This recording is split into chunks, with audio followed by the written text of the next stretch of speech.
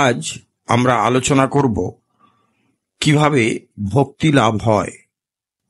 জনৈক ভক্ত এসেছেন স্বামী পরমানন্দজির কাছে।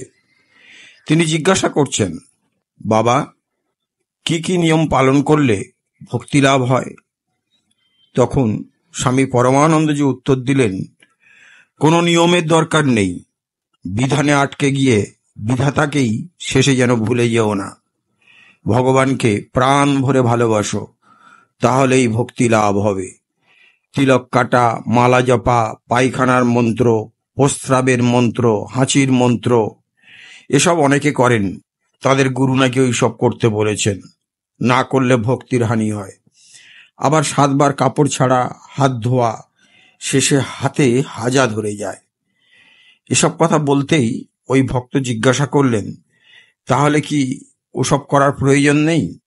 স্বামী পরমানন্দজি বললেন, দেখো, আমি হ্যাঁও বলবো না, আবার নাও বলবো না।